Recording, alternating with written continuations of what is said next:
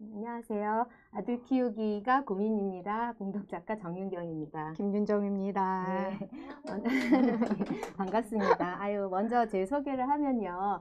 저는 사실 학교에서 애들 영유아기부터 청소년기까지 애들의 심리, 마음이 어떻게 잘 자라는지 그걸 연구하는 사람이에요. 그러다 보니까 애들의 마음이 예쁘게 잘 자라는데 그래도 어쨌든 제일 중요한 거는 부모님의 마음과 어떤 태도, 역할이라는 걸 알게 됐어요. 그래서 부모 교육이나 부모 상담들을 하면서 여러 부모님들을 만나보게 되는데요.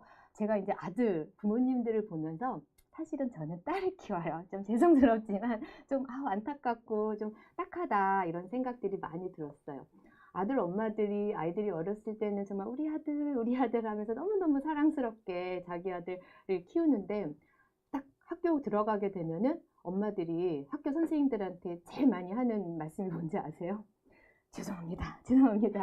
제가 잘못 챙겨서 우리 아이가 덜렁거려서. 그러니까 뭔가 이제 여자애들보다는 조절 능력이 조금 늦게 발달하는 부분들이 있어요. 이제 자기 아들의 이제 못마땅함 같은 것들을 많이 얘기하고. 그래서 학령기는 그 정도면 괜찮은데, 사춘기가 되면 이제 우리 아들이 딴 사람이 됐어. 얘가 왜 저러지? 머리 이렇게 쑥 내리고, 막 괴물이 되었나? 하면서 네. 남 같게 느껴지기도 하고, 그러면서 어떨 때는 정말 원수같이 되는 그런 경우를 저는 이제 많이 보면서 참 안타깝다.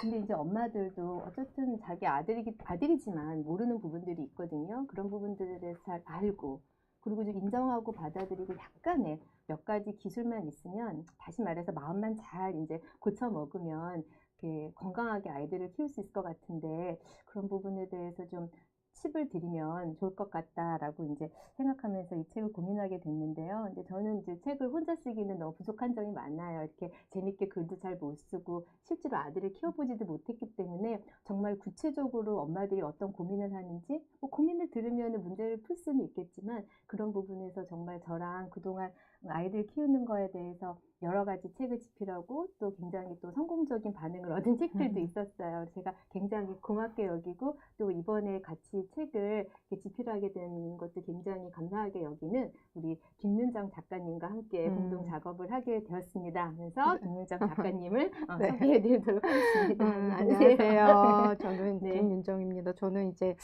교과서를 기획하기도 하고 이제 집필하기도 하고 정 교수님이랑 굉장히 책을 많이 했었었죠.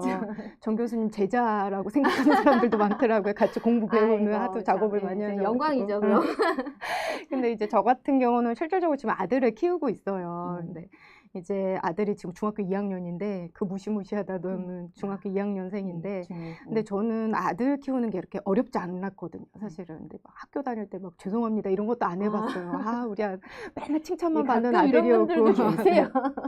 근데 되게 모범적이고 사랑스럽고 공부도 열심히 하고 이런 아이였었거든요. 근데 제가 정말 정확하게 기억을 하는 게 초등학교 5학년 겨울방학 때부터 아이가 좀 많이 달라진다는 느낌, 그러니까 이상해지더라고요, 아이가. 그러니까 눈빛도 막 옛날 좀 초롱초롱 예쁜 눈빛이 아니고 치켜뜨죠. 말투도 막 이게 상냥상이 예쁘게 말하는 게 아니고 왜 이렇게 툭툭툭 내뱉듯이 그렇게 너무 밉게 말하고, 그리고 그 말의 내용도 그러니까 너무 막 공격적인 그런 말도. 그래서 이 아이가 이상해졌다, 나빠졌나? 아니 내가 이렇게 안 키웠는데 왜 갑자기 그러지? 사춘기가 와서 아이가 좀 달라졌나 이런 생각이 들더라고요. 그래서 이 아이하고 트러블이 굉장히 심했었죠. 그러니까 그렇지 않았던 아이가 그러니까 더 실망스럽고 더 힘들더라고요. 그래서 잔소리도 엄청 많이 하고 정말 많이 싸우고 그랬었는데, 근데 이제 어느 날 저 아이의 마음에 도대체 뭐가 있는지 한번 얘기를 들어봐야 되겠다 해서 이제 치킨집 가가지고 허심탄회하게 얘기를 해보니까 저는 저만 굉장히 많이 힘든지 알았는데 아이도 굉장히 많이 힘들었더라고요. 그렇죠. 그러니까 엄마가 이제 자기 마음도 몰라주고 맨날 못한다고 지적질만 하고 들어오자마자부터 왜 이거 안 했니 이런 잔소리. 얘기부터 하고 그러니까 엄마가 집에 오는 게 자기는 너무 무서웠다고까지도 표현을 하더라고. 엄마가 늦게 들어왔으면 좋겠다고. 엄마 혼자 일하러 나가 그러죠. 그래서 저는 이제 아들 일어나 심리에 대해서 좀 잘 알고 이런 부분들을 좀 잘 극복할 수 있는 방법에 대해서 책을 만들어 보고 싶다 생각을 하고 있던 와중에 이제 정 교수님이랑 얘기가 잘 돼서 다행스럽게도 이렇게 좋은 책을 만들 수 있게 됐습니다. 저도 되게 기뻐요. 네. 그래요. 뭐 그냥 딸 키우면서 아들 엄마 야구르지 이러고 살았는데, 아니 근데 사실은 딸도 어려워요. 네. 네, 그렇지만 그쵸. 어쨌든 아들을 오늘은 네, 중점으로 다음에 네. 언제 또 딸을 네, 네, 네. 일단은 예. 그래서 아마 이 방송을 보고 계시는 분들이 아들 어머님들이 많으실 그럼요. 거예요. 네. 그래서 일단 교수님이 딸이랑 아들이 정말 다른지, 그쵸. 어떻게 네. 다른지 먼저부터 설명을 해주시면 좋을 것 그쵸. 같아요. 그 질문은 제가 뭐 진짜 심리학자로서 뭐 수도 없이 많이 들은 질문인 것 같아요. 여자랑 남자랑 다르냐. 근데 지금 같이 살고 계신 분들 계시지만 같습니까? 다릅니까? 우리 절대로 이해 못하는 어떤 부분이 있어요. 네, 네. 근데 뭐 기본적으로 여러분들 다 아시다시피 뭐 남자랑 여자는 좀 다른 부분이 있어요. 여자가 좀 더 관계 중심적이라 좀 정서에 민감하고, 남자들은 관계도 물론 중요하지만 문제를 해결하고 어떤 집중해서 자기 과업을 수행하는 게 훨씬 중요한 사람이라 이렇게 주변의 것을 잘 신경 쓰지 않을 수가 있어요. 그래서 여자들은 멀티태스킹, 다중과제를 잘해요. 그러니까 뭐 다 아시다시피 여자도 운전하면서 밥 먹고 통화하고 뭐 화장하고 다 하잖아요. 남자들한테 있을 수 없는 그런 어떤 다중 역할을 이렇게 섬세하게 할 수 있고, 남자들은 선택과 집중, 그러니까 뭔가 이렇게 딱 찾아가는 그런 부분에서는 더 잘하는 것 같아요. 그래서 장단이 있고 뭐 약점, 강점이 있긴 한데 정말 다른 부분이 있어요. 제가 지금 그림 하나 보여드릴게요. 네, 네. 저기 지금 4개의 그림이 있는데요. 네, 네, 네. 저 그림 중에 어떤 게 여자애가 그린 거고 어떤 게 남자애가 그린 것 같으세요? 그냥 보자마자 명확하게 알 수 있을 것 같아요. 2번이랑 3번이 여자의 예, 그림이고 그렇죠. 1번이랑 4번이 남자의 그림일 것 같아요. 그렇죠. 2번, 3번 지금 네, 네, 이렇게 네. 오른쪽 위에랑 네, 왼쪽 네. 아래 이렇게 네. 보실 수 있으실 것 같은데요. 딱 봐도 네, 그러니까, 딱 봐도. 그러니까 여자애들이랑 남자애들이 이게 왜 다르냐면요. 시각이랑 운동 체계, 어떤 약간 뇌 자체가 좀 다른 부분들이 있어요. 네. 그래서 여자애들은 사물을 보더라도 이렇게 딱 중앙에 딱 정교하게 섬세한 그 부분들을 잘 보고 그런 것들을 그림으로 잘 표현해내요. 그러니까 지금 본 것이 여자애들은 뭐 꽃이고 뭐 나비고 이런 거 예쁘게 잘 그려내는데요. 남자애들 그린 거를 보면은 그냥 당연히 그냥 그쵸. 아무 생각 없이 어머, 남자애들은 이렇게 그림을 못 그렸어 낙서해 놓은 한 것 것 같은. 같죠. 사실은 아니에요. 심오한 뜻을 아셔야 돼요. 남자애들은 시각 체계가 이렇게 중심에 있는 걸 잘 보는 것보다는 어때요? 주변 시를 탐지를 잘해요. 그러니까 걔네들 공 하나 가지고 13명이 오르륵 맞아요. 다니면서 어떻게 그렇게 놀 수 있는지. 맞아요. 게다가 뭐 전자오락 같은 거 보면 애들 게임을 좋아하는 게 그렇게 잡는 거잖아요. 그렇게 뭐 진화됐다라면 진화되고요. 그래서 얘네들은 그림을 그리더라도 이렇게 사물을 그리지 않고 동작을 그려요. 얘네들의 그림은 동영상이에요. 그러니까 사실은 그거를 잘 알면 와, 그러니까 얘 거기 뻘겋게 된 게 뭔지 아세요? 애한테 물어보면 여기요 지금 공룡이랑 뭐 자동차가 막 싸웠는데요. 공룡이 불을 막 이렇게 스토리가 있어요. 스토리가 그 안에. 펼쳐가지고 결국 뭐 차가에서 공룡은 막 네. 피나고 이렇게 죽었어요. 그 안에 요게 다 들어가 있는 거예요. 그러니까 오히려 와, 너는 이 많은 스토리를 이 안에 어떻게 잘 그렸니 하고 인정해 주면 좋은데 그렇지 않죠. 오히려 이렇게 막 대근육을 가지고 막 열심히 운동하고 놀아야 되는 애들이 우리 아이들을 보면 너무 딱해요. 뭐 유치원 가면 어때요? 조그만 방에서 뭐 여자 선생님들이 뭐 그냥 이렇게 뭐 조금 노래 가르쳐주고 이제 자자하는 소리, 그런 소리 남자애들은 잘 들리지도 않아요. 그래서 걔네들이 소리 지르고 막 엄마 말 잘 안 듣는 부분도 있거든요. 동작도 조그맣게 하면서 얘들은 땀을 팔팔 흘리고 그래야 되는데 어쩐 그런 아주 어렸을 때부터 이런 시각체계, 운동체계, 뭐 듣는 거 이런 것들이 여자 남자는 좀 차이가 있어요. 그래서 그런 것들을 이제 엄마들이 잘 이해를 하면 아들 엄마들이 많이 이해해 주셔야 돼요. 그렇죠. 딱한 거예요. 얘들은 그냥 밖으로 싹 나가서 땀 뻘뻘 흘리면서 신나게 놀고 옷 지저분하게 하고 뭐고 상관없이 그걸 예뻐하고 축하해 줘야 되는데 왜 이렇게 지저분해? 뭐 집에서 얌전히 집중해서 공부해.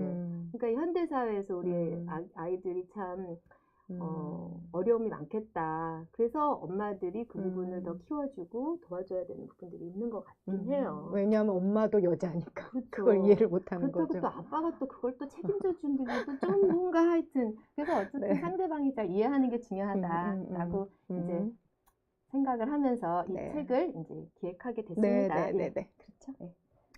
그러면은 일단 저희가 북토크니까 그쵸, 우리 이 책에 책의 대해서 자랑도 이제 좀 해야 되잖아요. 그러게요. 그래서 먼저 우리 네, 제가 작가님. 좀 자랑을 하겠습니다. 이제 저는 이제 제가 육아서를 기획을 하는 데다가 또 아들을 키우는 입장이다 보니까 아들 관련된 육아서는 대부분 검토 다 하고 다 읽거든요. 근데 사실은 보면은 내용들이 너무 막 뻔해요. 그러니까 그러니까 누구나 다 아는, 그러니까 육아서를 좀 본 사람들은 누구나 다 아는 그런 내용. 근데 사실은 우리가 현실과 이론은 너무 다르잖아요. 그래서 우리가 육아서 볼 때 제일 힘든 게, 육아서는 막 이렇게 예쁘게 막 잘 써놨는데 나는 그렇게 실천하지 못하는 거에 대해서 그렇죠. 사실은 굉장히 좀 자괴감도 느끼고, 좀 이제 죄책감도 느끼고 되게 이렇게 좌절한단 말이에요. 그 순간에. 그래서 이제 제가 사실 이 부분은 정 교수님을 제일 좋아하는 부분이기도 한데 저희 책 같은 경우는 굉장히 현실 밀착형, 그러니까 굉장히 맞아요. 현실적인 팁을 주고 있어요. 직원이죠. 그러니까 안 되는 거는 하지 마. 안 된다. 이건 안 돼. 그러니까 이게 좋지만 사실은 이렇게 안 될 거야. 예. 이 부분은 터치하지 마. 그렇죠. 아이들의 이 부분은 터치하지 마. 이런 식으로 굉장히 그렇죠. 현실적으로 팁을 주신단 말이에요. 그래서 사실은 책을 만들 때 교수님 주신 그 팁을 보면서 저 되게 많이 웃었었어요. 아, 맞아. 진짜 그런데. 그리고 또 이런 거 좀, 이런 부분을 터치하지 말았어야 됐구나. 이래가지고 그때 아이가 자존심 상해하고 속상했구나. 이제 그런 거를 많이 좀 알게 됐어요. 그래서 우리 책 같은 경우는 버릴 건 버려라 이거잖아. 안 되는 건 안 되는 거다. 대신에 우리한테 주어진 현실 안에서 이런 거 한번 노력해보자. 이 정도는 노력으로도 해결이 된다. 이런 거를 많이 알려주시잖아요. 그래서 굉장히 좀 진짜 현실적인 생활 밀착형의 그런 팁을 주신다는 그런 점이 진짜 최고의 장점인 것 같아요. 그러세요. 네.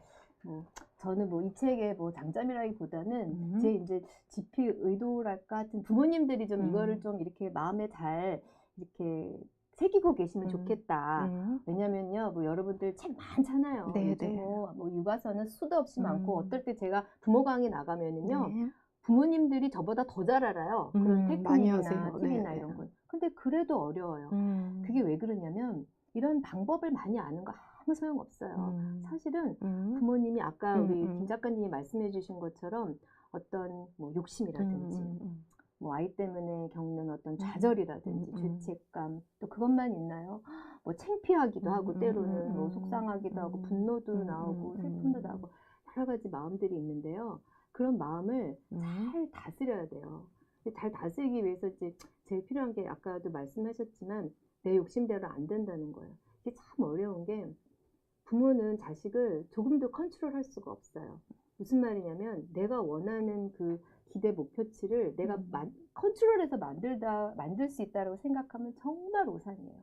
근데 정말 또 억울한 거는 내가 한 말 하나, 내가 한 행동 하나가 아이한테 주는 영향력은 너무너무 커요. 그런 것들이 쌓여서 이제 지금 여러분들의 아이들, 뭐 더 큰 아이들이 있으면 모습이 되는 건데, 그래서 사실은 부모님들이 어떤 행동보다는 바람직한 신념을 갖는 게 되게 중요해요. 사실 이런 책이 뭐 요거 몇백 페이지 읽어봤자 뭘 그렇게 많이 배우겠어요.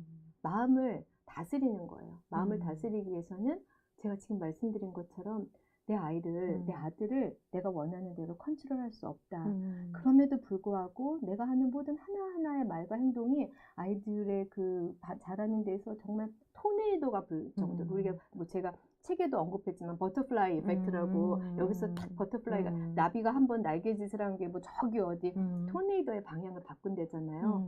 부모의 역할이 그렇게 커요. 그렇지만 아이가 있는 그대로 잘 자랄 수 있는 모습 그대로 갈 수 있게끔 도와주는 게 내 역할이다.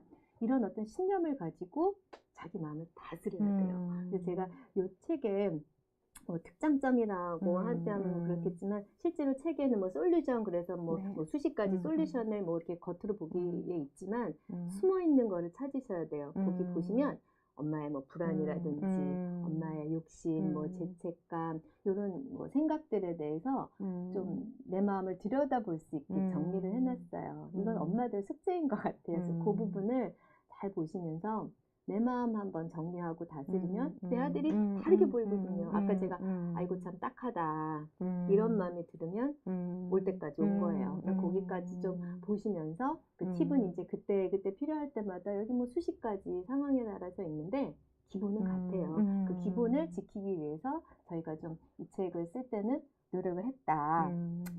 이렇게 생각하시면 될 것 같아요. 근데 교수님 말씀 중에 진짜 제가 너무 와닿는 게 아이는 컨트롤하는 존재가 아니다 하는 게 그거를 정말 꼭 알아야 될 것 같아요. 그러니까 컨트롤할 수 있는 존재라고 생각하기 때문에 실수도 하고 더 힘든 것 같아요. 맞아요. 그러니까 좌절도 오고 내가 부족해서 우리 애가 이런가?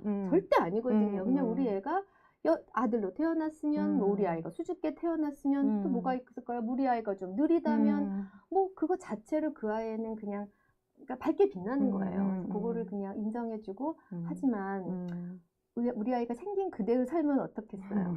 사회에서 지가 원하는 거 얻을 수가 없어요. 왜냐면 내 새끼 내가 제일 이쁘거든요. 나도 이렇게 내 제일 이뻐하는 나도 이기 싫은데 제가 밖에 나가도 지 원하는 거 얻고 살겠어요? 그러니까 그런 거는 이제 잘할 수 있게 엄마가 좀 키워주고 대신해 주는 건 안 돼요. 그건 정말 아이 바보 만드는 거예요. 바보. 그건 안 되고 그래서 아이가 잘 커서 지가 원하는 거를 사회에서 이쁨 받으면서 당당하게 얻을 수 있게 도와주는 게 엄마의 역할이거든요. 키워주는 게. 그래서 이제 그런 부분. 그리고 그런 부분이 그러면 아들이랑 딸이 좀 다를 다를까요? 수는 있어요. 그렇지만 사실은 제가 뭐 아들이라고 했지만 아들, 딸이 뭐 꼭 다른 건 아닌데 왜 뭐 마찬가지로 뭐 우리가 성격도 뭐 강점이 있고 약점이 있고 얘기하는 것처럼 아까 말씀드린 것처럼 아들 같은 경우는 조금 약간 조절 능력이 떨어져서 자기 물건 잘 못 챙긴다든지 말이라든지 이런 거 잘 못해가지고 오해를 살 수도 있고 그리고 여러 가지로 어쨌든 또 여자애들은 여자애들대로 취약함이 있는데 그런 부분에 이제 것들 엄마들이 다 이해하고 채워주시면서 키워주시면 돼요. 그러니까 키워주는 게 이제 결국은 대신해주는 게 아니라 그래서 딸들도 물론 있기는 하지만 그 현대사회에서 특히 어렸을 때는 남자애들이 키우기가 좀 어려워요. 아까 제가 말씀드린 것처럼요. 자꾸 이제 뇌 얘기해서 죄송한데 여자애들보다 남자애들이 이렇게 조절 능력 관련된 뇌가 조금 늦게 발달하고 더 나가서는 언어. 남자애들 다 버벅거리잖아요. 우리 책에 잘 나오고 있죠. 그런 부분 설명이. 남자애들이 엄마랑 얘기하기 싫어하는 얘기가 엄마가 너무 말을 잘해요. 그쵸. 그러니까 뭐 이게 엄마랑 대화하는 게 누가 말 잘하나 싸움하는 것도 아닌데 자꾸 지니까 안 하죠. 닫아버리고. 나중에는 안 해버리죠. 걔네들은 기본적으로 언어도 발달이 느려요. 남자애들 5살 언어의 뇌가 여자애들한테 한 3살 정도 돼요. 많이 느리죠. 그러니까 그런 것들을 엄마들은 그러니까 알고는 계시면 좋아요. 물론 뭐 개인차는 있지만 남자들 중에도 이제 말 잘하는 애들이 있긴 하는데 그래서 그런 것들은 좀 잘 이렇게 좀 고려를 하시는 게 좋을 것 같고 뭐 여자애들도 아이고 여자애들 여기 여자애들 키우시는 부모도 있겠지만 여자애들도 또 만만치 않아요. 근데 일단은 우리가 나중에. 이런 교육 시스템 안에서 남자애들이 좀 힘들게 살아갈 수밖에 없잖아요. 그렇죠, 좀 그렇죠. 지적도 많이 당하고 이럴 때는 우리 엄마들이 어떻게 좀 마음가짐을 가져야 될까? 그냥 받아들이는 거죠, 뭐. 그래서 제가 이 책을 썼습니다. 그래서 지금 그거는 뭐 한 방에 말씀드릴 수 있는 건 아니고요. 제가 뭐 팁을 드리자면 팁이라기보다는 오늘 지금 방송을 어느 분들이 들으시는지 모르겠는데 지금 뭐 학령기나 뭐 사춘기 부모님들이 뭐 주로 보시겠죠. 대상이 그렇지만 모든 그러니까 아이들의 결과물은 정말 영아기 때부터 착착착착착 쌓아 올린 거예요. 지금 사실 학령기의 문제는 학령기의 문제가 아니에요. 그렇죠. 사춘기의 문제도 사춘기의 문제가 아닌 거죠. 그래서 어떻게 보면은 저는 유아기나 영아기 아주 아이들이 어린 엄마들도 이 책을 좀 봤으면 좋겠어요. 그쵸. 왜냐면 제일 중요하죠, 그렇죠. 사실은. 책을 쓰면서 보니까 이거 그 학교 가서 애들이 이런 문제가 있는데 이거 내가 좀 아기가 어렸을 때 좀 준비하고 그때 좀 관계를 좀 확실하게 해놓고 가르칠 거 제대로 가르치고 딱 들어갈 거 제대로 태클 들어갔으면 우리 애가 정신 차리고 이렇게 했을 텐데 그때는 그냥 우리 아들 너무 이쁘고 사랑스러운 관계라 그런 걸 잘 못하고 다 해주고 채워주고 과보를 하다 보니까 뭔가 이제 독립이라는 그러니까 사회의 한 발을 내디디면서 틀어지는 것 같아요. 그래서 저는 이 책을 솔직히 그러니까 그 아들을 가진 엄마라면은 뭐 아동기, 청소년기뿐만 아니라 영유아기 엄마도 먼저 읽고 이때부터 준비하시라. 이게 팁인 것 같아요. 무슨 하나하나를 다 말씀드리는 거는 책을 보시면 될 것 같고요. 이런 아들의 특징들이 저희 책에 이제 잘 나와 있으니까 그렇죠. 이제 책을 보시면은 잘 아실 수 있으실 것 같습니다. 아까 영유아기 아이들 얘기했는데 저는 사실은 이제 그 우리가 학령기부터 이제 사춘기라고 여기 책에다가 타이틀을 적어놓긴 했지만 당연히 학령기 어머님들은 많이 보셔야죠. 왜냐하면 우리 아이가 이런 행동을 하는 거가 이런 이유 때문이라는 걸 알아야지. 일단은 잔소리하고 야단치는 거를 아기가 미워서 그러진 않을 거 아니에요. 그렇죠? 아이의 그런 행동을 교정하기 위해서인데 믿기도 하죠. 사실 그런 행동을 하니까 미운 거죠. 행동이 미치 내 그런 새끼가 거죠. 미운 건 아니거든. 그렇죠. 맞아요. 근데 이제 그거를 이제 해결해 주려면은 알아야 된단 말이에요. 그냥 무작정 잔소리하고 이러는데 이 행동의 원인을 알아야지 좀 팁을 줄 수 있으니까 해서 그리고 이제 이 아이들이 커서 문제가 되는 행동은 반드시 또 계속 나타나잖아요. 해결이 안 돼. 더 커지죠. 그러니까 사춘기가 돼가지고 갑자기 괴물이 되는 게 아니란 아, 말이에요. 그냥 그럼요. 어렸을 때부터 쌓아왔던 게 갑자기 그쵸. 폭발을 하거나 네. 문제가 갑자기 뭔가 터져 나가면서 벌어지는 일이죠. 음. 그래서 학령기 어머님들 당연히 이런 것들 읽으면서 이제 준비를 하셔야 되고 해결해 주셔야 되고, 그리고 사춘기 아들 엄마 같은 경우는 이제 어렵죠. 학령기 때는 지나간 과거니까 안 읽어도 되지 않을까 아, 이렇게 네. 생각을 하실 수도 있겠지만 저는 반드시 훨씬 더 중요한 네. 문제라고 생각을 그쵸. 해요. 왜냐면은 맞아요. 저도 이제 아들이 이제 중학교 2학년이거든요. 맞아요. 근데 사춘기가 되면 아이들한테 엄마가 해줄 수 있는 게 없어요. 맞아요. 교정? 돈 주는 거. 돈 주는 거 좋다. 그거 하나죠. 뭐. 돈 떨어지면 아, 근데 또 없잖아요. 우리 아들은 또 막 카드만 들고 다녀서 돈 주는 것도 별로 안 좋아하고 귀찮다고. 아유, 그래서 참. 그냥 많이 그냥 지지해주고 이해해주고 이게 제일 좋은 것 맞아요. 같아요. 엄마들이 해줄 수 있는 게 그밖에 방법이 없는 것 없어요. 같아요. 근데 네. 그러려면 또 아들 마음을 아들이 저렇게 알아야 행동하는 되니까. 이유를 또 알아야 되잖아요. 근데 사실은 이제 이 학령기 때 챙겨주지 못하고 짚어주지 못하고 했던 부분들이 지금 문제로 나타나는 경우가 많을 거 아니에요. 사춘기 맞아요. 때는. 그래서 맞아요. 이 아이들 사춘기 때는 아이들을 진짜 이해하고 지지해주고 수용해주고 격려해주고 맞아요. 이게 진짜 엄마가 해줄 수 있는 최고의 선물인 것 같은데, 그러기 위해선 학령기 때 내가 못 해줬던 그러니까 내가 놓쳤던 부분들을 일단 좀 내가 좀 받아들여야지 아이한테 좀 미안한 마음도 생기고 아이를 이해할 수 있는 네. 부분도 생길 것 같아요. 너무 좋은 말씀. 그러니까 저는 나름대로 저는 저희 책 이거 만들면서 되게 놀랐던 게, 저는 나름대로 이제 육아서를 그동안 많이 만들어 왔고 그래서 저 되게 많이 잘 안다고 생각했단 말이에요. 근데 이번에 또 이렇게 쓰면서 아, 내가 이런 부분을 좀 놓쳤었구나. 그러니까 반성하고 이런 막 부분을 그러셨어요? 잘 좀 더 할 그렇죠. 걸. 그래서 그런 부분을 하면서 공부 많이 했습니다. 아니, 늦지 않아요. 그래서 저는 지금 아들이 중2인데 트러블이 없어요, 오히려. 오히려 작년 중학교 1학년 때는 이제 뭐 저도 잔소리도 많이 하고 아이도 많이 싸우고 그랬었는데 오히려 이 책 하면서 공부도 하고. 그러니까 그리고 아까 얘기했죠. 우리가 버릴 건 버려야 된다. 맞아요. 아이는 내가 컨트롤할 수 있는 존재가 아니다. 그렇죠? 네 인생은 네가 컨트롤해. 그쵸. 대신 도움이 필요한 부분은 나한테 얘기해줘. 그렇죠. 내가 그거 되게 할 수 좋은 있는 포인트예요. 부분들은 내가 해줄게. 맞아요. 이거가 이제 교통정리가 되니까 오히려 그 가장 중2병 오히려 이거는 없더라고요. 맞아요. 오히려 지금 그리고 편안해졌어요. 우리 많이. 김윤정 작가님은 제가 보면 어렸을 때부터 약간 영유아기 때부터 잘 이렇게 올라오셨어요. 그래서 제가 진짜 정말 중요한 말씀 해주셨는데요. 사춘기 어머님들 저희가 이런 소리 하면은 정말 좌절할 수 있어요. 어쩌지? 나는 뭐 애들 어렸을 때 잘 이렇게 해주지도 못했고 또 죄책감에 빠지시는데 그러면 안 돼요. 사춘기는 사실은 여러분들이 그래도 아직은 애들이 마음이 막 변화하고 있는 정말 또 새로운 시기예요. 때문에 어떻게 보면은 마지막으로 엄마가 양육을 통해서 우리 아이를 긍정적으로 발달시킬 수 있는 정말 마지막 스테이지다. 이렇게 생각하시고 20살 넘으면 내가 무슨 임팩트가 있겠어요. 그러니까 아직은 하실 수 있는 게 있어요. 하지만 물론 예전에 뭔가 어려운 일이 있었다면 그만큼 더 노력을 기울이고 시간이 필요하겠지만 그래도 결국 어머님이 아까 이제 말씀하신 것처럼 그 영유아기 때나 아동기 때 자기의 어떤 행동이나 이런 것들을 잘 기억하시고 그리고 아이들도 엄마가 나랑 이런 관계랑 이런 어려움이 있었구나 그런 거를 엄마가 기억해 주는 거. 아까 아들이 내가 힘든 거 엄마가 알아만 줘도 사실 그것만으로도 정말 게임 끝이에요. 근데 그거를 내가 안다라는 걸 아들에게 잘 전달하고 그리고 그런 마음을 가지고 지금부터라도 마음 컨트롤하고 컨트롤하고 자기 마음을 컨트롤해야지 아들 마음은 아닌 것 같아요. 그래서 그런 걸 하기 위해서는 이제 지금도 늦지 않았다 이런 희망을 반드시 가지셔야 되고요. 그리고 뭐 아까 김 작가님도 말씀해 주셨지만 애들을 볼 때는 행동을 보시면 안 돼요. 이 책에도 저희가 이제 그런 거를 많이 이제 고민을 해봤는데 우리 애가 도대체 왜 그럴까? 그 이유. 말을 안 들으면 왜 말을 안 듣는가? 뭐 욕을 하면 왜 욕을 하느냐? 뭐 뭘 사달라고 쫄르면 왜 사달라고 하는지 그런 어떤 그 아이의 마음을 들여다보면은 갑자기 엄마의 마음이 풀리면서 여유가 생겨요. 왜냐면 엄마가 애랑 이렇게 부딪히면서 자기가 스트레스를 받고 자기가 부글부글 끓면은 말 한마디가 이쁘게 나갈 수가 없거든요. 근데 참 사람이 신기한 게 다른 사람의 입장이나 제가 왜 그렇구나. 그것만 깨달으면 예를 들어서 옛날에 내가 어떻게 해서 제가 지금 어떤 고민이 있어서 어떤 어려움을 겪고 있는 거 요거 하나만 딱 깨달아도 갑자기 엄마 마음이 풀려요. 그럼 엄마가 아이에게 나간 말 하나조차도 부드럽게 나가죠. 아이고 우리 애가 그래서 이렇게 힘들었구나 딱하다 싶으면 뭐 어떻게 내 새끼인데 눈물이 나죠. 네, 그런 어떤 공감의 능력이 부모한테는 있기 때문에 그런 것들을 잘 되살리세요.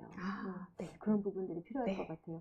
우리가 이제 책에 대해서는 그러니까 네. 그런 내용들이 책에 잘 담겨 있으니까 디테일한 거 보면 될 것 같고 부모님들 이제 그 질문을 좀 질문을 한번 좀 볼까요? 예. 궁금해하셨던 질문을 좀 한번. 첫 번째 질문은 뭔가요? 실장님 말씀해 주시면 우리 아들이 평소에 욕을 욕쟁이 아들. 네, 이거는 그렇죠. 저희가 책에도 쓰기는 썼는데 네, 네, 네. 책의 내용은 책의 내용대로 보시고 제가 이제 한번 팁을 팁이라기보다는 한번 네. 부모님들한테 생각할 수 있는 얘기를 하나 해드릴게요. 어떤 엄마가 아들이 뭐 딸일 수도 있고 애가 이제 너무 욕을 하기 시작하니까 그 욕쟁이 항아리를 만들었어요. 그게 뭐냐면 그 항아리에다가 욕을 할 때마다 1,000원이면 1,000원, 500원이면 500원씩 벌금을 내게 한 거예요. 그러니까 이제 벌 주는 거 욕하지 말라 이렇게. 그랬더니 이제 얘가 아이고 하고 욕하고 이제 내고 하고 처음에는 이제 돈 아까워서 이제 이렇게 하더니 나중에는 얘가 이제 어떻게 되면 이것도 이제 뭔가 약간 습관이 된 거예요. 그래서 엄마 앞에서 막 욕을 하더니 됐어 1,000원 내고 가면 되지. 하고 그 항아리에다 1,000원 딱 던지고 간 거예요. 그러니까 이게 뭔지 알겠죠? 이 훈육이라는 게 그렇게 되는 게 아니래. 벌을 주고 못하게 하고 그게 아니라 아까 왜 그러는지 뭔지에 대해 설명이 필요하다고 그랬잖아요. 그래서 이 엄마가 너무 깜짝 놀라가지고 얘를 딱 불러놓고 야 너 여기 있는 돈 이제 너 욕할 때마다 여기 돈 넣지 마. 필요 없어. 얘가 좋아하죠. 그래? 그럼 이제 욕해도 돼. 아니야. 엄마는 그게 이 항아리는 없앨 거야. 근데 이제 엄마가 얘한테 얘기를 해요.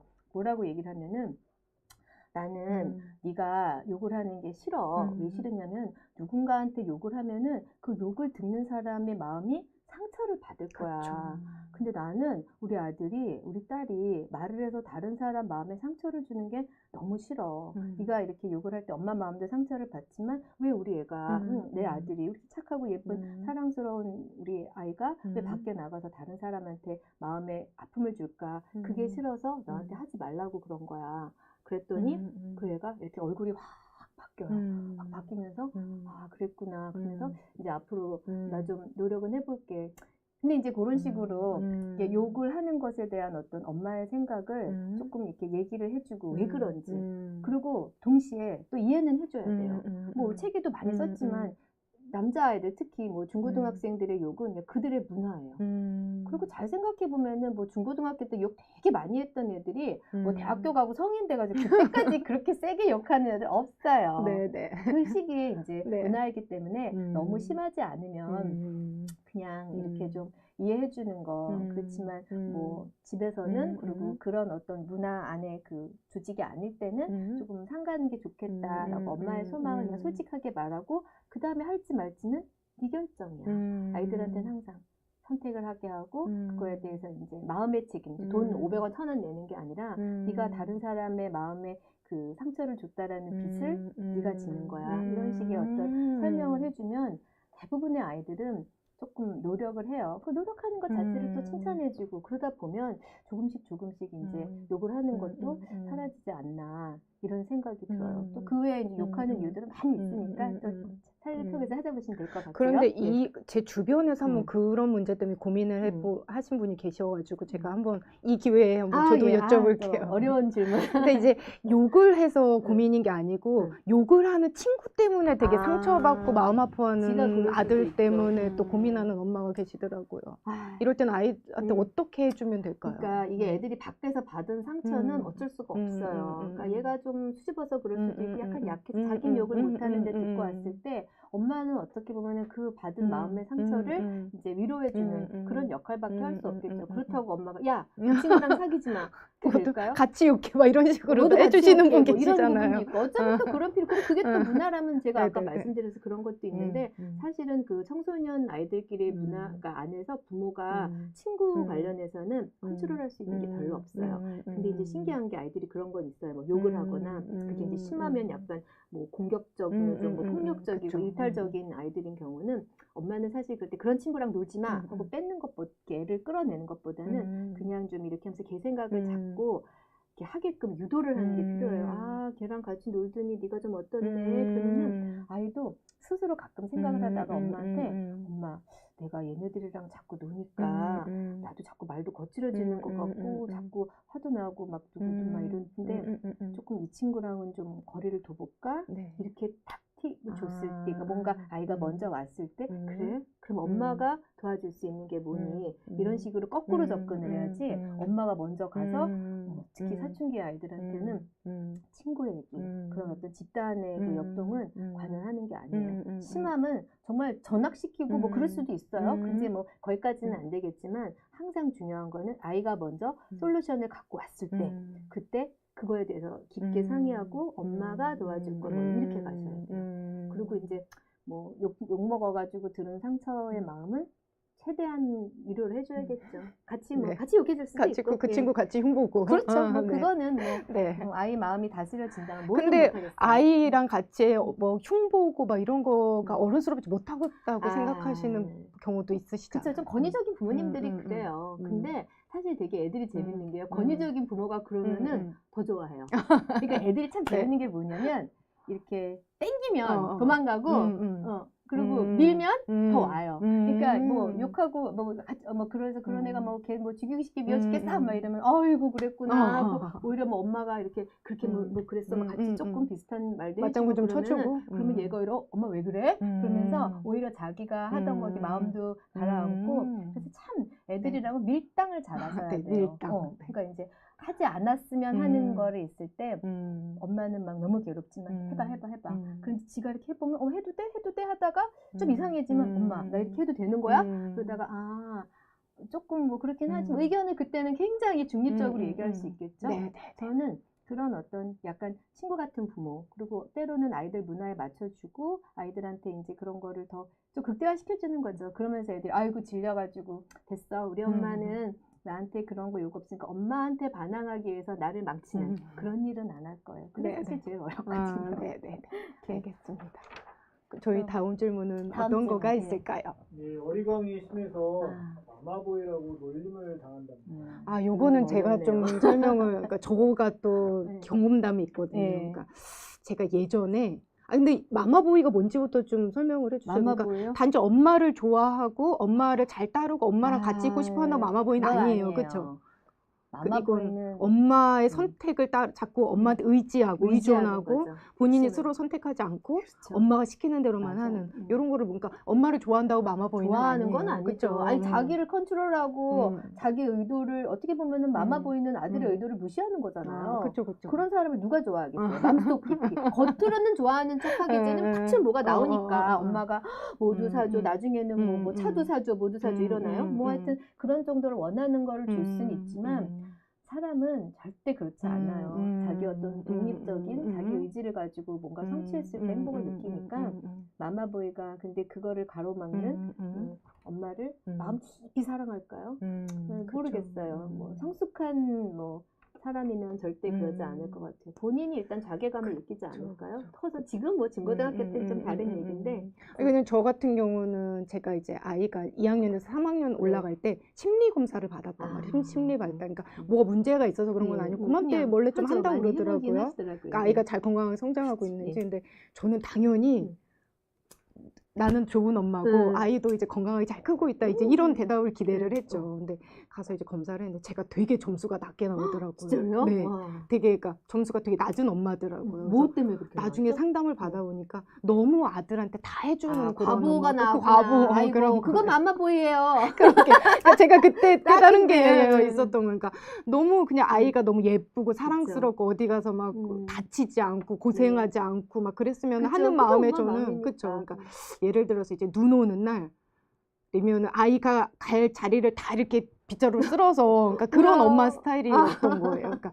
아기가 혹시 가다 넘어지진 않을까 하는 그런 것 때문에. 그래서 그러니까 내 아기가 너무 막 이쁘고 막 소중하고 그런데 저도 아들 하나거든요. 그러니까 그래서 그랬었는데 그게 굉장히 아이한테 안 좋은 영향을 끼친다는 거예요. 왜냐하면은 이 아이가 제 아들이 더 잘할 수 있는데 오히려 저의 그런 것 때문에 아이의 재능과 뭐 어떤 능력을 막고 있다는 그런 이야기를 하더라고요. 맞아요. 그래서 이 아이가 그러니까 이 상담 도중에도 그 교수님 너무 잘 아시겠지만 그런 검사하면 막 일부러 막 어려운 문제, 곤란한 질문 이런 거 네, 하잖아요. 네, 그렇죠? 네, 네. 아이가 그때 어떻게 어떻게 반응하는지를 하는지. 보려고 힘들고 어려운 게 있을 때마다 계속 엄마 엄마. 어디 있지? 아. 우리 엄마는 쉽게 설명해 주는데 엄마가 정말. 있으면 이거가 될 텐데. 그러니까 엄마 그러니까 너무 사이가 좋아서. 이렇게 나오면서 이제 저한테 되게 이제 낮은 점수가 줘요. 엄마가 너무 과보호를 하고 있다. 이 네. 과보호가 아이를 오히려 망치고 맞아요. 있다. 그래서 맞아요. 저는 오히려 다행히 이제 음. 그때 그거를 깨닫고 그때 많이 저는 많이 바꿨죠, 스타일. 던져야 돼요. 그렇죠. 많이 던졌죠, 던져야 그때부터. 돼요. 그러니까 특히 부대 끼고 아들은. 숙제 안 해가도 그렇죠. 그냥 너가 야단 나가서 맞고 혼나. 와서, 맞아. 준비물 안 챙겨가도 그건 네 탓이야. 그럼 네 네가 하면 잘못이지, 되니까. 그렇지? 맞아. 그게 네가 키워주는 그렇죠. 거야. 널 부러뜨려 놓은 거를 아빠가 정리하다 버렸어. 그건 네 탓이야. 그렇죠. 그렇죠, 정리를 그렇죠. 못한 네 탓이야. 네가. 이제 그렇게 많이 좀 스타일을 바꿨어요. 네, 잘하셨어요. 그래서 저는 이제 마마보이 문제는 그렇게 좀 접근하셔야 될 맞아요, 것 같아요. 맞아요. 이게 너무, 그쵸. 그게 맞아요. 이제 본인이 아이들이 스스로 뭔가를 해결하고 작은 것부터 성취하면서 맞아요. 스스로 그리고 선택하고 잘못됐을 때는 고칠 수 있고. 책임도 본인이 져야 당연하죠. 되고 이거를 본인이 근데, 해봐야지 할 수 있는 일일 것 같거든요. 정말 그러니까. 정말 포인트에 할 얘기가 정말 많은데 네네. 뭐 시간 관계상 몇 네. 가지만 얘기를 하면은 네네네. 실패도 과정이라는 거예요. 네, 그쵸. 우리 애들한테 제일 중요한 거는 뭐든지 스스로 부딪혀서 경험하게 하는 거예요. 근데 우리 엄마들은 그걸 막아요. 좀 위험하더라도 그래도 내가 지켜줄 수 있을 때 뛰어내리고 싶어하는 아들 있잖아요. 그래서 맨날 우리 아들은 다쳐요. 뛰어내려 보게 해라. 그쵸. 다리 하나 부러져서 죽지 않거든요. 그러니까 좀 심하지만 그 정도는 아니지만 뭔가 다치면 그 다음부터는 얘들이 알아요. 근데 엄마가 맨날 이제 보호해가지고 안전장치 잘해놓고 끌어안고 다니면 큰 사고 나요. 커서 정말 큰 사고 나는 것보다는 어렸을 때 그래도 아직 뼈도 말랑말랑하고 뭐 금방 이렇게 회복이 가능할 때 그리고 안전장치가 있는 부모의 울타리 안에서는 경험을 하는 게 경험하지 않는 것보다 훨씬 부작용이 적어요. 그래서 뭐 아까 김 작가님도 우리 아들을 사랑하는 마음에서 의도는 너무 좋아요. 근데 그 의도가 안 좋은 결과를 나타내는 게 사실은 제일 안타까운 거예요. 그 아들을 사랑하는 마음과 그 많은 에너지와 정말 돈은 또 얼마나 많이 투자합니까 부모님들이. 그런 모든 리소스들을 투자하면서 그러니까 원치 않는 나도 아들도 결과가 나왔을 때 그때 굉장히 좌절스러운 것 같아요. 그러니까 이제 그 어머님들이 그런 내가 아까 계속 같은 얘기네요.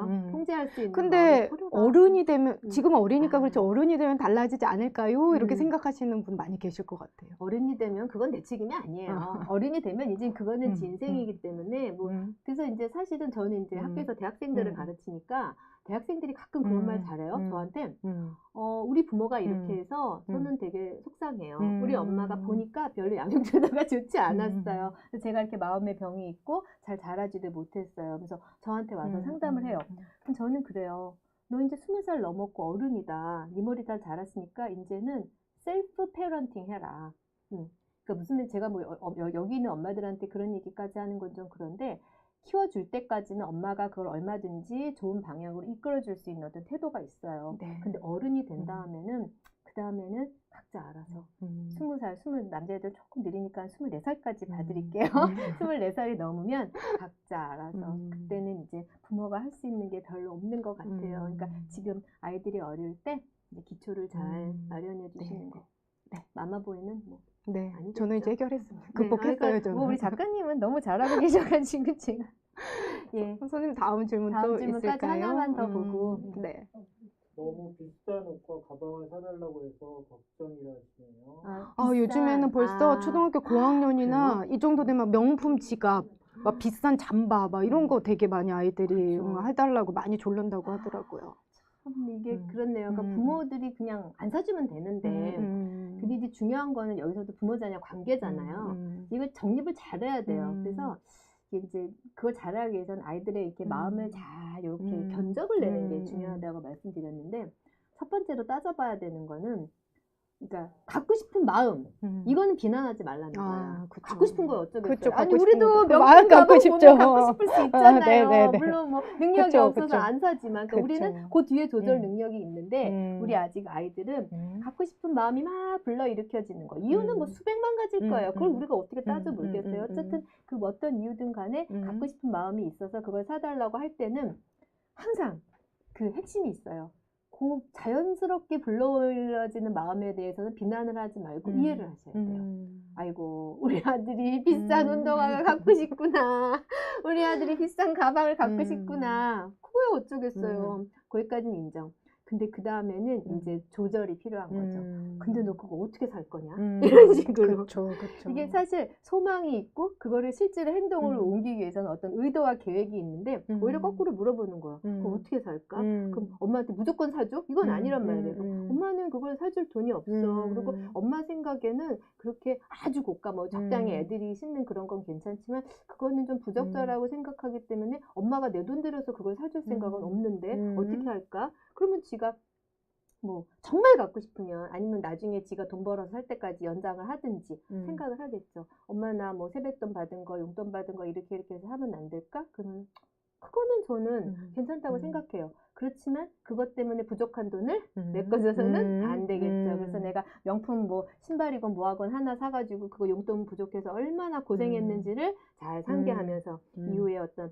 금전적인 관리나 자기 어떤 욕구나 욕망을 잘 조절할 수 있도록 한번 해보시는 것도 나쁘진 않을 것 같아요. 근데 여기서도 어쨌든 엄마랑 아들이 관계가 틀어지지 않기 위해서는 너무 어린 것이 무슨 벌써 그런 걸 살려고 해 하고 그 하려고 해라는 그 마음을 비난하기보다는 그거는 아이고 하고 싶구나 엄마도 그래 그런데 어떻게 할까 그 문제 해결 부분을 아이에게 주도적으로 하게 하고 책임을 지게 하면 한두 번 그런 연습을 하면 뭐 또 계속 갖고 싶으면 어떻게든 하겠지만 뭐 어쨌든 그 부모 자녀 간의 문제는 해결이 되지 않을까 싶은데 어떠세요? 그쵸. 이 정도면 될까요? 혹시 아들이 그런 걸 원해요? 저희는 사실은 저는 그렇지 않죠. 않아가지고 저도 우리 애는 이렇게 비싼 거 사달라고 그러지는 않는데 주변에 이제 그런 아이들은 있더라고요. 근데 다 이유가 있어요. 약간 남자애들 중에 또 감각이 섬세하거나 왜냐하면 그런 좀 고가의 것이나 그런 것들이 예쁘고 디자인이 좋긴 하거든요. 그러니까 걔는 그런 걸 볼 수 있는 미적 감각이 있는 거예요. 그럼 또 좋게 봐줘야 되겠네. 그걸 그런 아예 부분은. 좋게 보라는 거죠. 네네. 그래서 아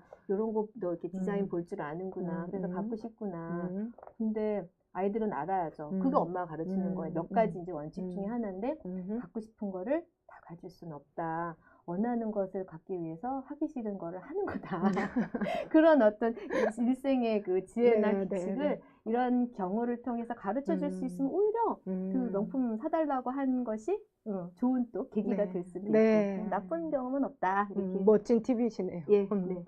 실시간 아, 질문이 있어요? 예. 네, 질문 들어온 거 중에 2개 말씀드릴게요. 아, 예. 네, 하나는 초등 2학년하고 유치원 학생제인데요. 늦은 시간 밤 9시 넘어서까지 가만히 있지 않고 계속 돌아다니면서 싸움 놀이를 한대요. 무슨 놀이요? 싸움 놀이. 아, 싸움 놀이. 그래서 그냥 봐도 되는지 아니면 뭐 이게 남자애들 성향인지 저녁 늦은 시간까지 좀 안정이 있으면 좋겠는데 고민스럽다고 하시거든요. 그게 뭐가 그렇게 고민이 될까 그쵸. 싶기는 하네요. 그냥 아들끼리. 남자애들 둘이 있으면 그게 재미긴 한데 근데 엄마 입장에서는 되게 피곤하고 힘들긴 하실 거예요.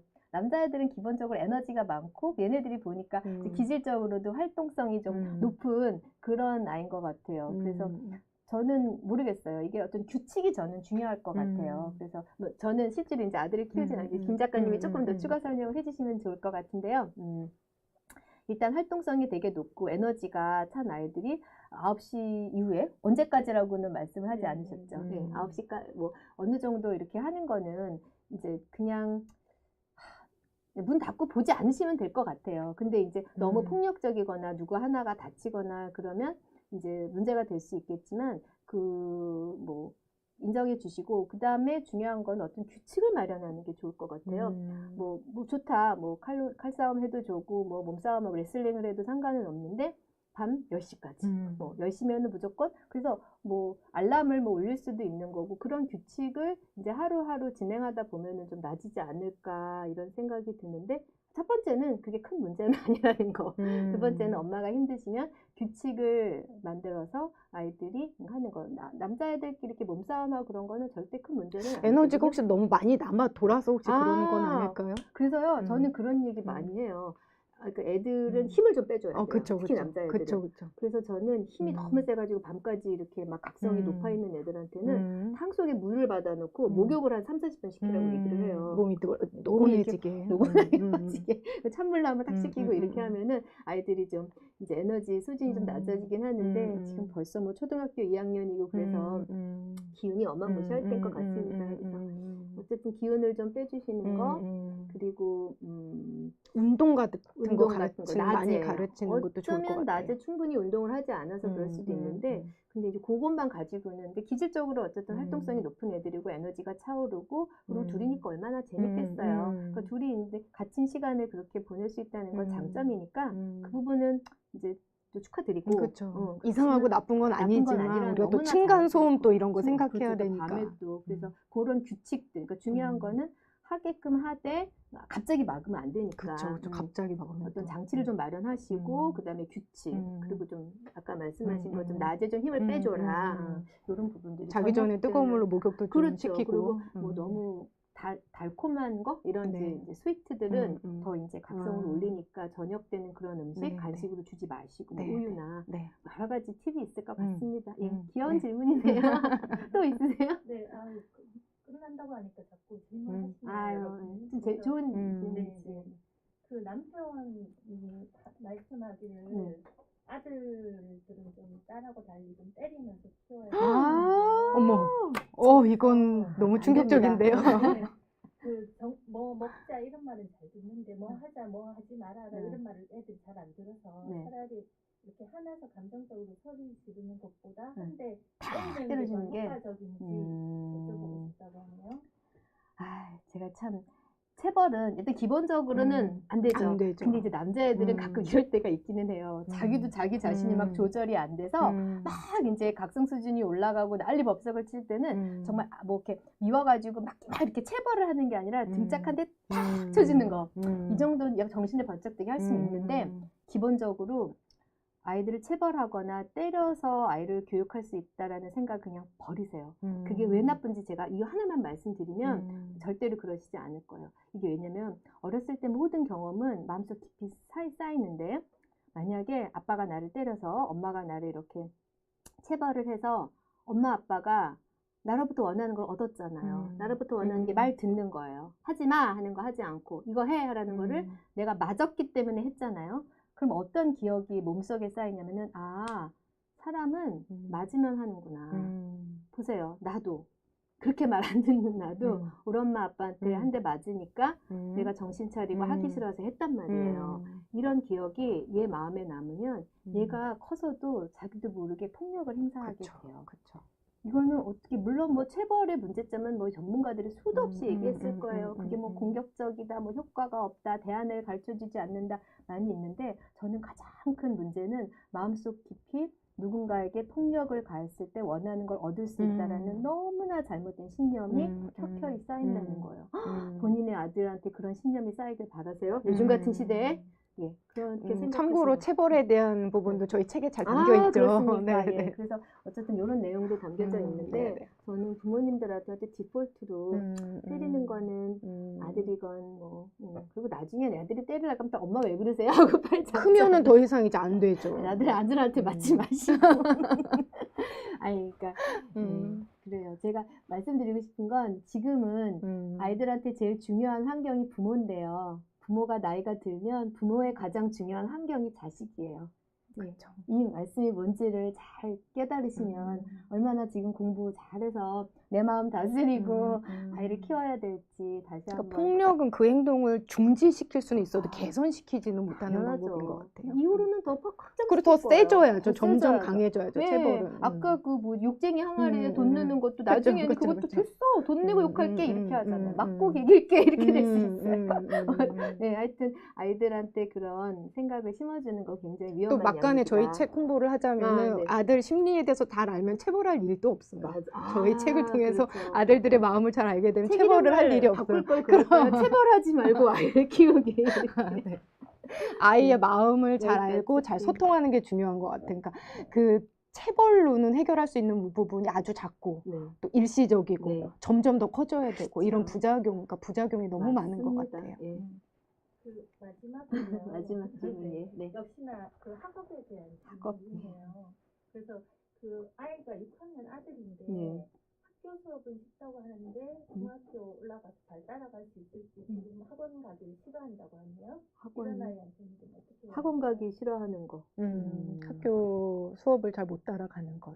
학교는 잘하는데 학원이 어렵구나. 학원을 싫어하고 중학교 지금 6학년이니까 중학교 6학년. 올라가면 과연 따라갈 수 있을지 걱정이십니다. 돈도 아깝기도 하시고 또 막 어떻게 생각하세요? 학원 보내는 거에 대해서는. 저는 근데 이제 네. 맞아. 아니 저는 교수님. 이미 아이가 이제 사실 대학생이에요. 그래서 학원을 졸업했기 때문에 요즘 학원 시스템은 또 요즘 학원 다르잖아요. 시스템. 예. 그러니까 저는 또 학원에 대해서 생각하는 네. 게 또 다르니까 막 뭐 선행학습 많이 하는 게 아니고 그냥 아이가 부족하고 어려워하는 부분을 채워주는 부분이라고 생각해서 저는 사실은 학원에 대해서 많은 욕심을 부리지 않거든요. 근데 이렇게 중학교 지금 그러니까 초등학교 6학년 어머님이시라면은 중학교 가서 수업을 따라가지 못하지 않을까에 대해서 걱정을 많이 하시긴 하실 것 같아요. 왜냐하면 많이 어려워져요. 그러니까 이게 초등학교 6학년 수준이랑 그러니까 이 중학교 가서는 또 이게 많이 또 달라지거든요. 학교 그래서 수업만 많이 가지고는 안 고민 되는. 많이 그러니까 저는 사실은 그래요. 저는 그러니까 수학은 일단은 학교 수업으로는 못 따라가는 게 100%인 것 같고요. 그러니까 저 현실적으로 말씀을 드리자면 네. 그리고 저는 이제 시험을 보잖아요. 중학교 2학년 막 이때 기말 중간 이런 거 보면서부터는 사실은 학원에 다니는 게 시험 점수가 훨씬 더 잘 나오는 비결이기는 해요. 아, 그렇구나. 네, 예. 왜냐하면 시험을 잘 어렵네요. 보게끔 학원에서 가르쳐 주거든요. 그 부분에 대해서 참. 굉장히 훈련을 많이 시키거든요. 근데 아이가 초등학교 너무 6학년인데 싫어하면? 어머님이 저렇게 고민을 하실 정도면은 이런 게 정답이 있고 또 이제 바람직한 답이 이렇긴 한데요. 지금 말씀하신 것처럼 현실적인 답은 그래도 어쨌든 학원을 계속 가는 게 이제 아이의 그 문제인데 사실은 아이가 너무 싫어하면은 사실은 정답은 그러니까 바람직한 답은 가지 않는 게 맞아요. 그쵸, 사실은 그쵸. 그게 맞고 그쵸. 그런데 이제 가봤자 별로 능률도 오르지 않아요. 오르지 않고 다 쓸데없는 낭비예요. 시간 낭비, 돈 낭비, 아이의 에너지 낭비, 그리고 부모 자녀 관계를 망치는 거. 이 네 개 중에 제일 문제가 부모 자녀 관계를 망치는 거예요. 말씀드렸듯이 아이가 학원을 가기 싫어할 때는 그것도 얘기를 해야 되죠. 아이가 먼저 솔직하게 왜 가기 싫은 건지, 뭐가 어려운 건지. 또 학원도 뭐 다른 어떤 대안이 있을 수도 있는 거고. 그래서 여기서도 초등학교 6학년이면 그래도 자기 생각을 얘기할 수 있는 아이 수준은 될 것 같아요. 그래서 얘기를 하고 영 힘들어하면은 뭐 끊었다가 지금 뭐 부모님들도 걱정하겠죠. 연속성이 또 떨어져가지고 나중에 못 따라잡으면 어떡하나 하는데 지금 질려가지고 나가 떨어지는 것보다는 길게 보면. 그쵸. 그러니까 항상 부모님들은 우리 아이의 이 진로나 이런 것들을 길게 보셔야 돼요. 제가 아까 우리 애가 대학생이라 그랬는데 아직도 멀었어요. 얘가 보면 언제 진짜 정말 진정으로 나한테 독립할 수 있을까. 근데 그렇게 하기 위해서는 정말 초등학교, 뭐 중고등학교 때 스스로 자기에 대해서 계속 생각을 하는 능력을 키워야 돼요. 수학 능력 뭐 중요하긴 하지만 그것보다는 내가 왜 학원 가기 싫어할까? 수학 이게 왜 어려울까? 그럼 어떤 다른 방법은 없을까? 그럼 어떤 애들은 엄마 나 그냥 혼자서 문제집 풀고 뭐 무슨 EBS 영상 보면서 공부할게. 그러면 일단 그래 네 생각이 그러면 한번 해봐라. 근데 그거 가지고 안 될 것 같으면 엄마한테 얘기해. 그럼 엄마가 언제든지 다시 너를 학원에 보내줄 수 있으니까. 그런 식으로 아이랑 계속 이렇게 협의를 하면서 자기 생각도 키우고 실력도 키우고 그리고 부모 자녀 관계도 서로 신뢰롭게 쌓아가시는 게 그게 이제 가장 바람직한 답이에요. 뭐 당장 급한 수학 능력 키우고 이런 거는 수학 나중에 한꺼번에 샥 공부해도 잘할 놈은 다 잘하거든요. 그래서 그런 것보다는 제가 드리고 싶은 답은 얘기해라. 그리고 아이한테 먼저 솔루션을 좀 생각하게 하고 그거를 부모가 충분히 이해해서 도와줘라. 이게 좀 답이 아닐까 싶네요. 안타깝습니다. 저는 개인적으로 이 아이한테 좀 배움의 즐거움을 좀 느끼게 해줄 수 있으면 어떨까 싶어요. 그러니까 우리가 배워서 사실은 내가 더 업그레이드 된다는 거 되게 큰 기쁨이잖아요. 그렇죠. 내가 발전하는 그럼요. 가장 기쁘죠. 근데 사실 우리 아이들은 맨날 내가 하고 싶은 게 아니라 해야 되는 거를 해야 되는 입장이니까 맞아요. 배움의 즐거움을 모른단 말이에요. 그래서 정말 이 아이가 좋아하는 거 하고 싶은 거를 좀 찾아서 아주 사소한 거라니까 엄마가 보기에는 되게 쓸데없고 막 그런 거일지라도 일단은 이 아이가 배워서 내가 업그레이드 되는 게 얼마나 기쁘고 얼마나 성취감이 느껴지는 일을 좀 알 수 있게. 왜냐면 지금 이 아이가 수학 학원을 다니기 너무 힘들어. 근데 이 학원에서 저 학원을 옮긴다고 수학이 좋아지는 건 아니거든요. 그렇죠? 그렇죠. 그러니까 이 아이가 정말 정말 뭔가를 재밌게 몰입을 해서 네. 그거를 정말 배워나가는 기쁨을 좀 그러게요. 누릴 수 있는 그러니까 그게 꼭 공부 관련된 게 아니어도 그러니까 맞아요. 네. 운동을 좋아하는 아이면 운동, 맞아요. 뭐 미술을 좋아하는 아이면 미술 이런 식으로 해가지고 좀 좋아하는 거를 중심으로 해서 배움의 즐거움을 회복하는 게 먼저 좀 중요하지 않을까 싶어요. 네. 왜냐하면 이게 억지로 시키는 거는 중학교만 가도 벌써 그냥 게임 오버거든요. 그렇죠. 안 통하거든요. 그러니까 억지로 학원 보낸다고 성적이 오르는 것도 아니고. 그래서 일단 뭔가를 배움의 기쁨을 찾으면서 거기에서 특기적성까지도 찾게 되면 굉장히 그러면 좋겠네요. 현실적으로도 답이 네, 되겠네요. 네, 네, 그래서 어떻게 보면 이제 학령기, 청소년기는 그러니까 인생 전편으로 봤을 때 배우고 쌓는 시기예요. 배움의 지식도 중요하지만 배움의 자세가 생기는 곳이거든요. 그쵸. 그러면 요즘은요, 진짜 30대, 40대에도 새로운 공부를 하면서 큰 완전 성공을 멋져요. 이루는 그럼요. 완전 멋진 삶을 사시는 분들이 너무 많아요. 그런 거 봤을 때 우리 이제 100살까지 살잖아요. 근데 그 100살에서 중요한 그 핵심적인 심리적 마인드 세트라는 거는 20살 안에 다 정리가 되거든요. 그걸 부모가 해주는 거예요. 그래서 수학 문제 하나 더 많이 푸는 게 중요한 게 아니라 지금 작가님이 말씀해 주신 것처럼 배움에 대한 자세, 자기 발전에 대한 어떤 즐거움, 그리고 부모 자녀와의 관계, 이게 사실은 어떻게 보면 양육에서 핵심인 것 같아요. 그래서 저희 책을 보시면서 뭐 너무 뭐 이럴 땐 어떻게 하지 저럴 때는 에이 답이 좀 뭐 약간 좀 허술해 이게 핵심이 아니라 그걸 보면서 엄마 마음을 정리하고 또 고민하고 연습하고 그러면서 엄마도 성장하는 거거든요. 뭐 모성애가 뭐 하늘에서 뚝 떨어지나요? 그런 건 절대 아닌 것 같아요. 그래서 연습하고 성장하면서 엄마로서의 자존감도 키울 수 있는 그런 어떤 경험이 됐으면 좋겠습니다. 아, 우리 오늘 거의 1시간이 다 된 것 같아요. 시간이 많이 지났네요. 좀, 예. 이제 그럼 여기까지 할까요? 네, 이제 도움이 많이 되시면 좋겠고요. 네, 예, 네. 또 오늘도 이제 점심 시간 되셨는데 점심 맛있게 드시고 다음에 또 뵐 수 있으면 뵙겠습니다. 네, 감사합니다. 감사합니다. 네.